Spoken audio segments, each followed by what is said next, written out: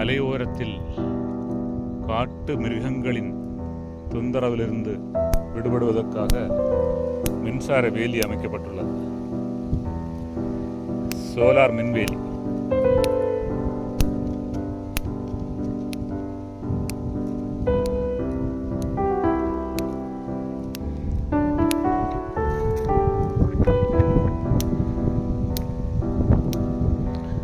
Solar மின்வேலி அமைத்து காட்டு மிருகங்களிடமிருந்து விவசாயிகள் தோட்டத்தை காப்பதற்காக போட்டிருக்கும் காட்சி.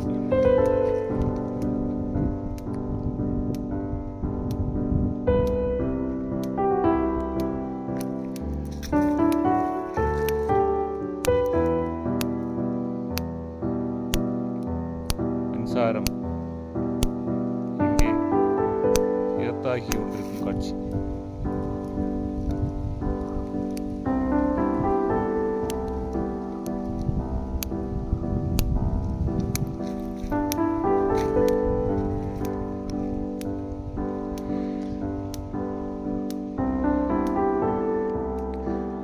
அன்னாசி பழத்தோட்டம்.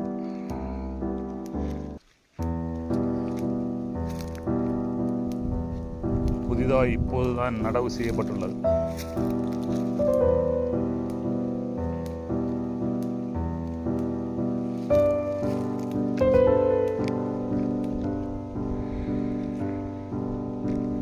மேல் பகுதியில் காண்பது ரப்பர் தோட்டம். இங்கே புதிதாய் தைகள் நடவு செய்யப்பட்டுள்ளது. ரப்பர் தை. அதற்கு ஊடுபயிராக அன்னாசி சாகுபடி செய்யப்பட்டுள்ளது. வன விலங்குகளிடமிருந்து பாதுகாப்பதற்காக சோலார் மின்வேலி அமைக்கப்பட்டுள்ளது. பாதுகாப்புக்காக.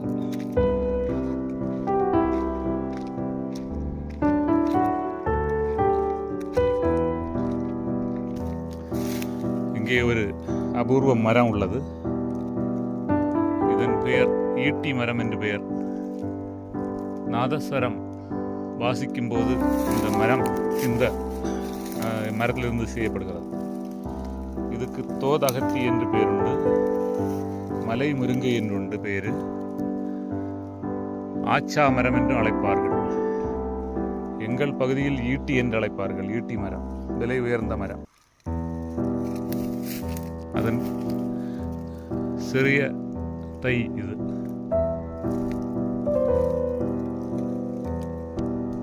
அருகில் ரப்பர் தோட்டத்தில் ஊடுபயிராக கொக்கோ சாகுபடி செய்யப்பட்டுள்ளது. கொக்கோ மரம்.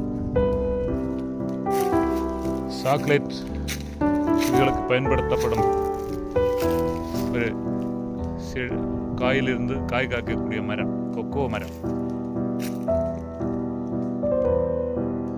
இங்கே தெரிவதுதான் மோளியாடி மலை.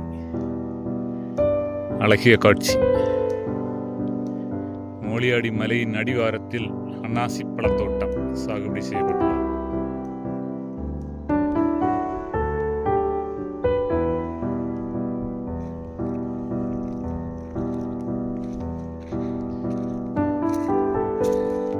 இங்கே சோலார் பேனல் வைக்கப்பட்டுள்ளது மின்சார உற்பத்திக்காக.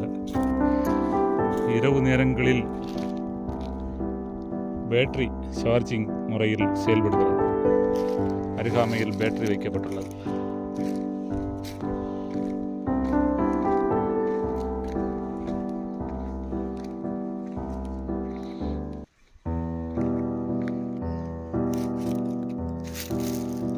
அருகே ஒரு குலத்தி மரங்கள் இருக்கிறது.